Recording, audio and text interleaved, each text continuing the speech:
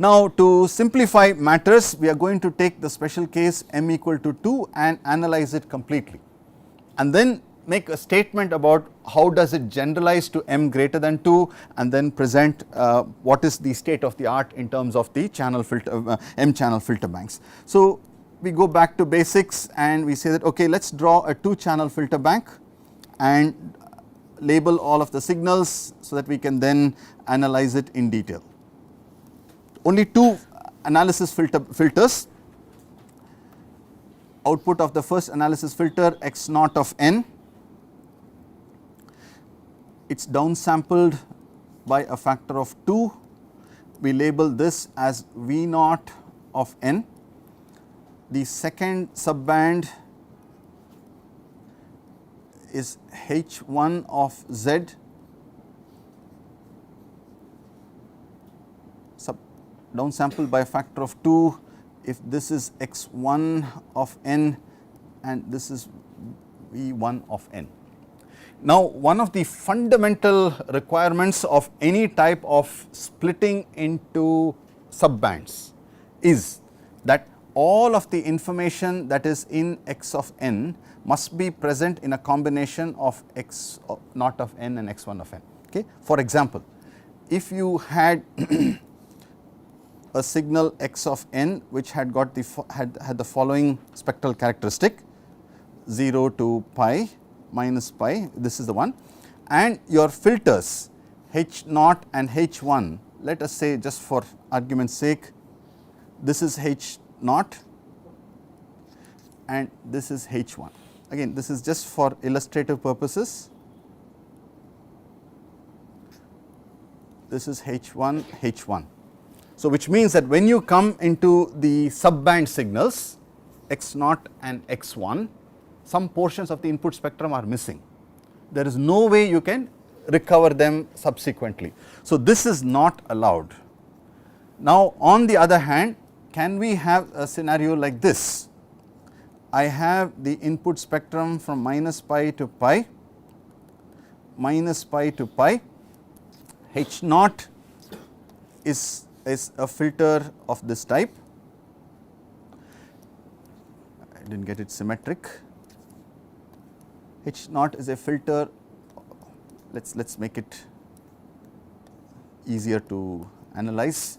Okay, h naught is a low pass filter, a low pass filter with a certain transition band, and h1 is a band pass filter or a high pass filter with a transition band which is given like this.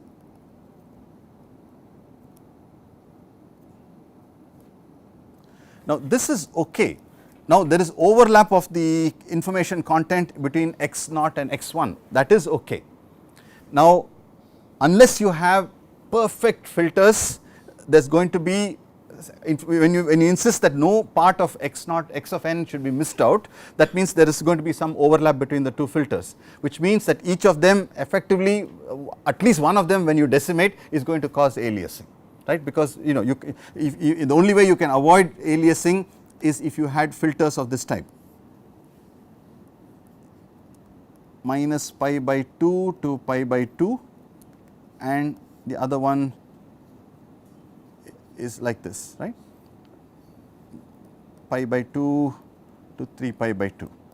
Okay, if you have filters of that kind, ideal filters, but any non-ideal filters is going to cause and one of them is going to have. So, aliasing is a problem that we will have, there is no question of whether aliasing will occur, aliasing will occur in this setup, we have to deal with it. So, second the aspect of it is okay, at the other end the reconstruction process will be restoring the sampling rate, upsampling by a factor of 2,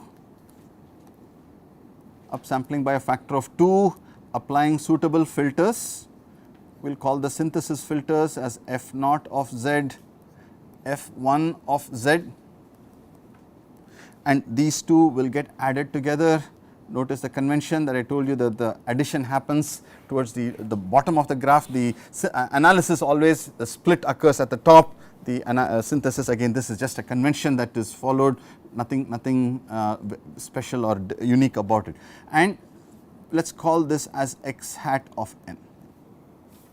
Now in the general case, what we need to show is that if I were to make a direct connection between these two, I did not do compression, I did not do anything to the filters, I should be able to recover my original signal, right. X hat of n should be able to reconstruct x of n, that is a basic requirement. On top of that, then I may say, well, I may do some compression, I may do other things, but at a basic level the structure, regardless of what is happening in the middle, has to be able to reconstruct. So this is the basic 2-channel filter bank used very extensively in all these applications. Why? Because if you can solve this problem, you can also solve the 4-channel problem. How do you solve the 4-channel problem?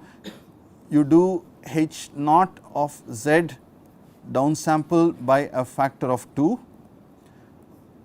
This is H1 of Z downsample by a factor of 2. Okay. What is the frequency content after downsampling? It will be from 0 to pi, it will basically from minus pi to pi, basically it will be. So you can now take the same filter bank and apply it once more.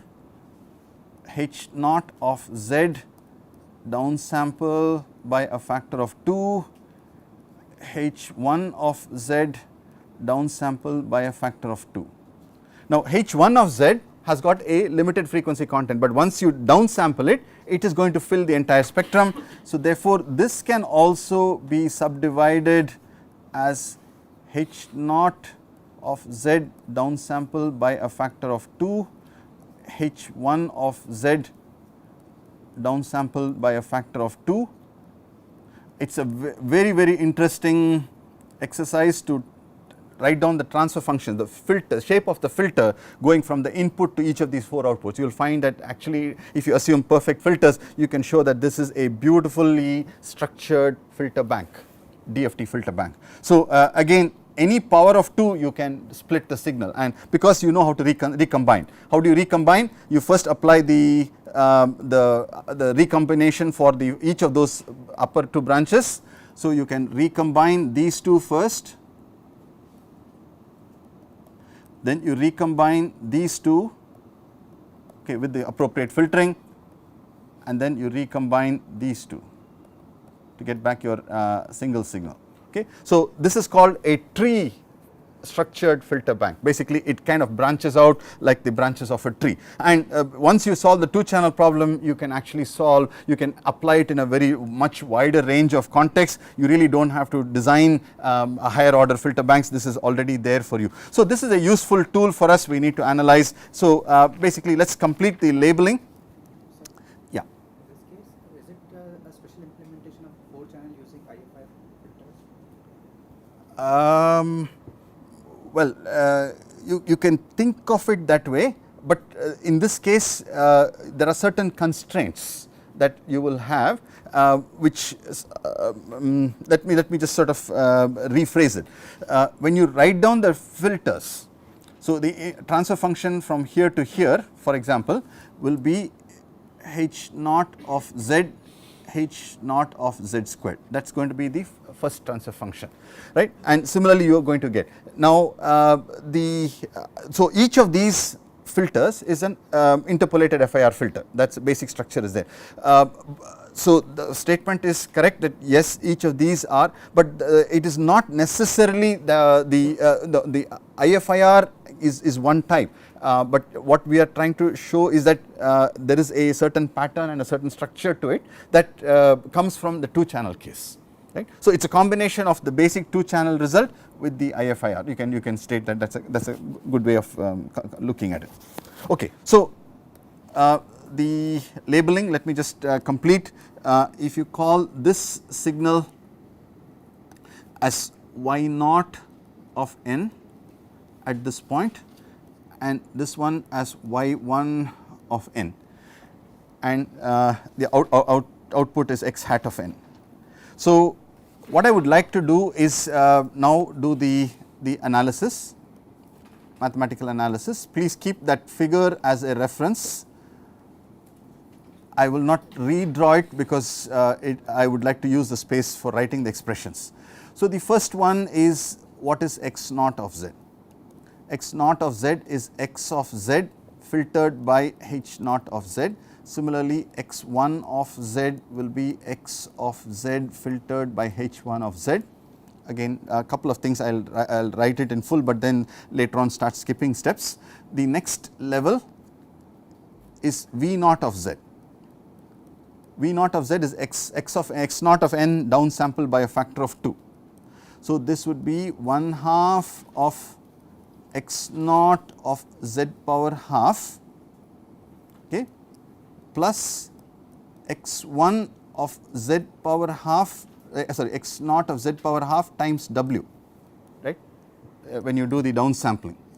Now, a key point to note is that w is e power minus j 2 pi over m. In our case, m is equal to 2.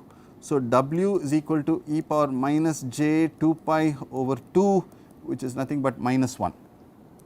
So, I will write this as 1/2 of x naught of z power half plus x naught of minus z power half, okay, nothing profound, just the simplification. I do not want to keep w, minus is easier for us to work with. So, this basically says if you go back and substitute for x naught, this will be 1/2 of x of z power half h naught of z power half plus x of minus z power half h naught of minus z power half, okay, just substitution and simplify. Okay, so, please do write down the expression for V1 of z. I would like you to please fill in that result. Now, jumping over to the other side, there is an upsampling, and after the upsampling the signals are added.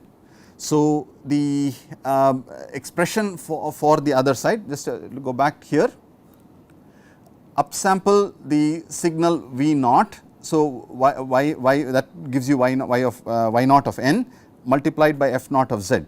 So, the reconstructed signal x hat of z, I am jumping a couple of steps, but I am assuming that those are straightforward. X hat of z is f naught of z y naught of z plus f1 of z y1 of z, right, and y1 y naught and y1 are upsampled versions of v naught and v1. So, that becomes f naught of z v naught of z squared plus f1 of z v1 of z squared. Please substitute for v naught of z, find out the expressions for v naught of z squared. So, what you will get is 1/2 times f naught times x naught, sorry, write it in terms of x of z, x of z h naught of z, let me use a different color for the bracket, f naught of z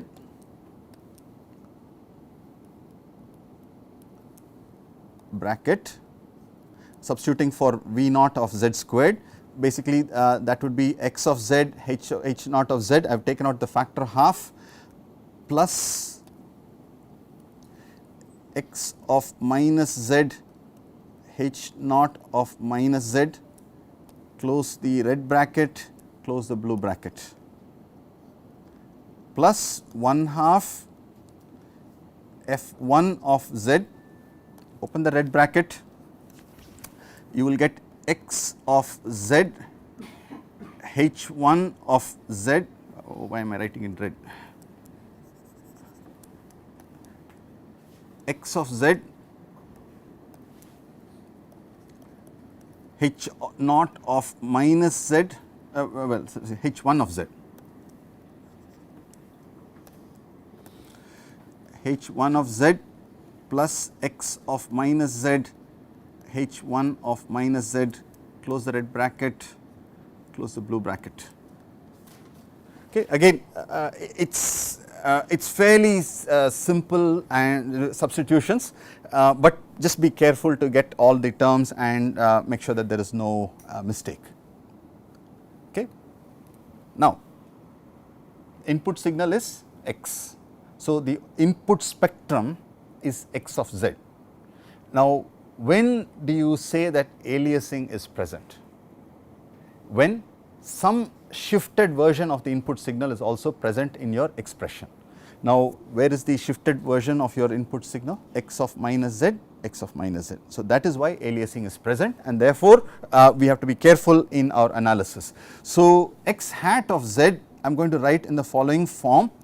I am going to write it as 1/2 of f naught of z f times h naught of z plus f1 of z h1 of z times x of z. I am basically grouping all the terms that are affecting x of z plus 1/2 of f naught of z h naught of minus z plus f1 of z h1 of minus z, this multiplied by x of minus z. Here we have very clearly before us where the signal part is present, where the aliasing part is present. So, if I want to remove aliasing, it basically says that this transfer function, which is the transfer function of the shifted signal towards the output, if I can somehow set this equal to 0,